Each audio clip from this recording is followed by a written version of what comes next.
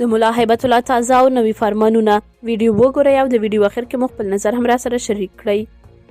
د طالبانو د مشر فرمانونه په رسمي جریده کې خپاره شوي دي. په افغانستان کې د طالبانو حکومت د عدلیې وزارت د طالبانو د مشر ملا هیبت الله اخندزاده فرمانونو ټولګه د هیواد په رسمي جریده کې خپاره کړې ده. طالبان د خپل مشر احکام او لارښوونې د قانون جوړولو او قاضیانو لپاره مهمه سرچینه بولي.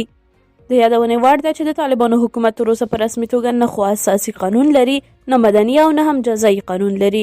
د طالبانو مشر احکام چې د رسمي جریدې په 144 مخونو کې خپاره شوي دي، د ملا هیبت الله 15 فرمانونه پکې شامل دي چې په 13 کلونو کې د طالبانو د مشر په توګه ورکړي دي. په دې توګه نیمایي فرمانونه داسې دي چې ملا هیبت الله د 2021 کال د اګست پر 15 واک ته د طالبانو له رسېدو مخکې ورکړي دي. که څه هم په دې توګه د طالبانو د اوسني مشر فرمانونه شامل دي، خو نوموړي د طالبانو حکومت قاضیانو ته ویلي چې د طالبانو یو بل مخکینی مشر ملا اختر محمد منصور فرمانونه هم باید پلي شي. له 10 په ډیرو فرمانونو کې چې د طالبانو مشر تایید کړي دي، پر ښځو یو لړ بندیزونه لګول شوي دي، خو دا ټول فرمانونه نه لیدل کیږي.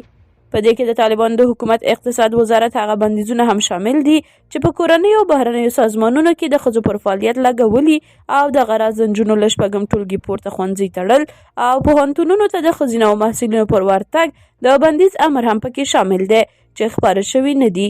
د یادونې وړ ده چې د طالبانو ویاند د نجونو او ښځو پر زده کړو بندیزونه موقت بولي او په وینا یې له اسلامي شریعت سره د مناسب او برابر چاپیریال له رامنځته کېدو وروسته د بندیزونه به لرې کړای شي. د طالبانو مشر چې په کابل کې میشت دی، تر اوسه خو نه د طالبانو او نه هم په خپلواکو رسنیو کې څرګند شوی دی، خو د نوموړي غږیز لیکلي پیغامونه او یو شمېر تصویرونه په رسنیو کې خپاره شوي دي. ملا هیبت الله اخندزاده د طالبانو د دویم مشر ملا اختر محمد منصور له وژل کېدو وروسته د طالبانو مشر په توګه وګمارل شو.